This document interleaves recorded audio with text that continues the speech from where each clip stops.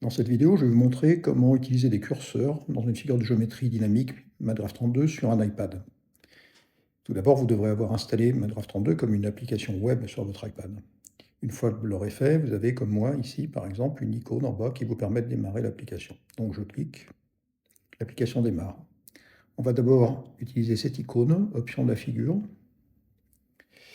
et on va choisir de travailler en mode collège. On va choisir d'utiliser le mode 10. Et puis, on va cocher aussi la case « Utiliser le niveau choisi pour le prochain démarrage du logiciel ». Donc, je valide, je quitte l'application et je la redémarre. Vous voyez que maintenant, on est en mode 10, c'est-à-dire par exemple les flèches pour dérouler les barres d'outils à gauche sont plus grandes. Et on est en mode collège. Alors, on va utiliser cette icône en haut pour créer une nouvelle figure. Et on va créer une figure sans repère avec longueur unité. On valide. Le petit segment en haut à gauche, c'est le segment qui définit la longueur unité de la figure. On va commencer donc par créer deux curseurs. Je clique ici sur l'icône curseur. Ça me demande de cliquer sur un point ou un endroit de la figure. Je vais cliquer en haut à gauche de la figure. Donc j'ai un point qui vient d'apparaître. Alors je coche curseur de grande taille, grande taille. Comme valeur MIDI, je vais rentrer 4. Comme valeur maxi, je vais par exemple entrer 9. Nom du calcul représentant le curseur, je vais mettre petit a. En tête, petit a espace égale espace. Et suivi de, je vais mettre centimètres. Je valide en cliquant sur le bouton OK.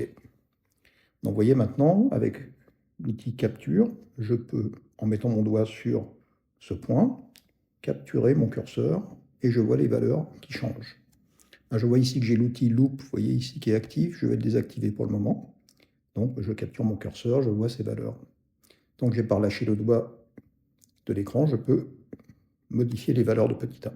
Alors maintenant, j'utilise à nouveau l'icône curseur. Je clique sous l'endroit précédent.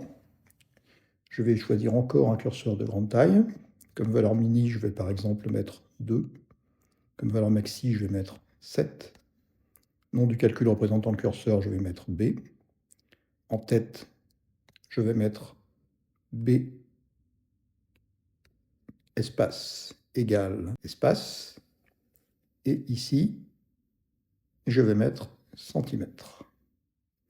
Donc j'ai un deuxième curseur qui me permettra de faire varier les valeurs de petit b. Alors je m'aperçois que lors de la création des curseurs, j'ai oublié de spécifier que je voulais qu'une décimale après la virgule pour leur affichage. C'est pas grave.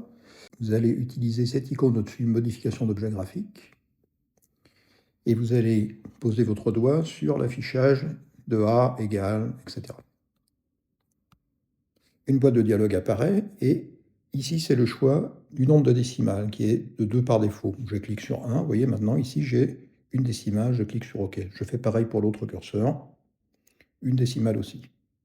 Alors maintenant je vais utiliser cette icône, point libre, et je vais créer un point libre. Un point libre, c'est un point qu'on peut déplacer, mettre où on veut sur la figure. Je choisis de nommer ce point, donc je clique sur l'icône nommer un point, je clique sur le point, et je rentre comme nom, par exemple, Quentin. Je vais maintenant dérouler la barre des segments et demi-droites, et je vais choisir cette icône, segment de longueur donnée. Je clique sur le point A. Ça me demande la longueur du segment. Alors je peux par exemple cliquer sur le bouton valeur, et vous voyez ici, je peux choisir la valeur A, appuyer sur Entrée, et ensuite OK. J'aurais pu aussi rentrer directement A au clavier. Donc maintenant, j'ai un segment de longueur, la valeur de petit a. Si j'active l'outil de capture, et si je capture mon premier curseur, je vois mon segment qui change de longueur. Je vais maintenant nommer le nouveau point B, donc j'active l'icône pour nommer un point. Je clique sur le point de droite, là, en bas, et je rentre B comme nom. Alors maintenant, je vais créer une droite perpendiculaire. Je déroule la barre des droites, et je choisis cette icône, droite perpendiculaire. Je mets mon doigt sur le segment AB, je déplace mon doigt jusqu'à ce que je sois au voisinage de A, et je relâche. j'ai ma perpendiculaire qui vient d'apparaître. Je déroule maintenant la barre des cercles et je choisis l'icône cercle par centre et rayon ici. Cliquez sur le centre, je clique sur A, une boîte de dialogue s'ouvre pour me demander le rayon. Je clique sur le bouton valeur et ce coup-là, je vais chercher la valeur B et je valide. OK. Je déroule la barre des points et je choisis l'outil d'intersection. Je vais maintenant cliquer mon doigt au point d'intersection du cercle et de la droite, celui du dessus. Je vais donner un nom à ce point, donc je clique sur l'icône nommée, je clique sur le nouveau point et je vais l'appeler D. OK. Maintenant, je vais déplacer le nom du point. Je vais activer l'outil Loop. Je vais cliquer sur l'icône qui est là, déplacer un nom. Je mets mon doigt sur le nom de D et vous voyez au-dessus, là, la loupe me permet de voir exactement ce que je fais. Et je vais mettre le nom exactement au-dessus du point. Voilà. Maintenant, je vais créer une parallèle. Je déroule la barre des droites. Je clique sur l'icône droite parallèle. Je mets mon doigt sur le segment AB et je relâche quand je suis au voisinage du point D. Je veux créer un trapèze rectangle en A et je veux que l'angle en B soit de 60 degrés. Pour ça, je vais dérouler la barre des transformations ici et je vais choisir l'icône rapporteur. C'est un rapporteur virtuel. Je clique d'abord une fois sur B. Je vois mon rapporteur virtuel qui apparaît.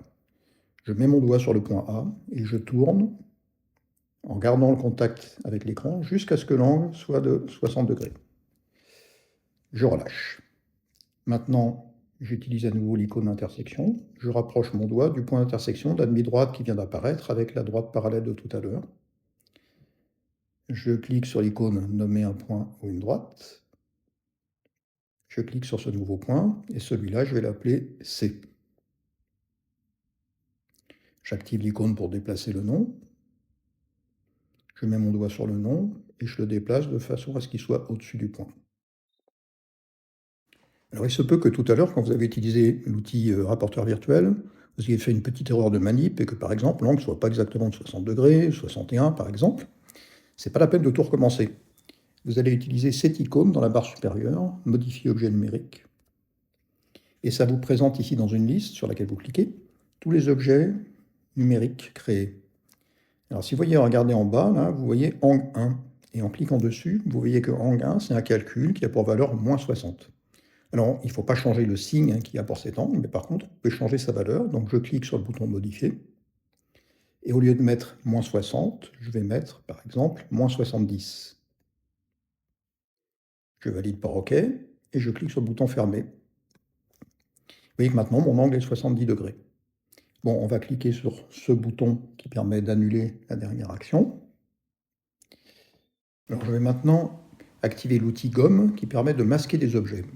L'outil gomme ne détruit pas les objets, mais il empêche leur affichage. Donc ils existent toujours, mais ne sont pas affichés. Donc je clique sur l'outil gomme, et je vais cliquer sur cette droite verticale, ce cercle, le point d'intersection du bas qui ne me sert pas, la droite parallèle, et la demi-droite. Maintenant, je vais choisir d'utiliser l'icône polygone. Je clique sur le point A, je clique sur le point B, je clique sur le point C, je clique sur le point D, et pour finir mon polygone, je reclique sur A ou je clique sur le bouton Stop. Je voudrais maintenant avoir une marque d'angle droit en A. Je déroule la barre des marques et je clique sur cette icône, marque d'angle. Je clique sur B, qui se met à clignoter. Je mets mon doigt sur A et sans relâcher, je me rapproche du point D et je relâche. Donc vous voyez que maintenant, j'ai une marque d'angle droit qui vient d'apparaître. Je voudrais remplir mon polygone d'une couleur. Dans la palette de couleurs, j'active par exemple la couleur bleue. Voilà. Ici, j'active cette icône surface, délimitée par polygone ou cercle, et je clique sur un côté du polygone. Voilà, mon polygone est rempli d'une couleur. Alors je veux maintenant afficher la valeur de la longueur AD sur le trapèze lui-même. Alors pour ça, j'utilise cette icône, mesure de longueur. Je pose mon doigt sur A, je garde le contact, je relâche quand je suis au voisinage de D. Je vais maintenant utiliser cette icône en haut dans la barre d'outils supérieure qui me permet de translater la figure. Et je fais glisser mon doigt sur la figure et ça me permet comme ça de décaler mon trapèze, par exemple plus en haut, à gauche. Je vais vous montrer maintenant comment je peux exporter la figure obtenue dans un autre logiciel. Alors pour ça, j'active cette icône hein, qui me permet de faire apparaître un cadre de sélection. Il faut d'abord que j'active l'outil de capture. Et à l'aide de mon doigt, je capture le bord inférieur droit et je relâche quand j'estime que ce qu'il y a dans le cadre est ce que je veux copier. J'utilise cette icône de la barre supérieure, l'icône d'exportation, et je clique sur copier la figure dans le presse-papier. Un message m'avertit que ma figure a bien été copiée dans le presse-papier. Alors maintenant, je vais aller par exemple dans un autre logiciel, dans Notability, où j'ai déjà préparé une page. Je clique mon doigt dessus, je choisis coller, je peux ensuite déplacer ce que j'ai collé, je peux l'agrandir ou le diminuer. Voilà, j'ai montré dans cette vidéo qu'on pouvait faire des choses assez rapidement avec des curseurs qui permettent de faire varier des valeurs sur une figure.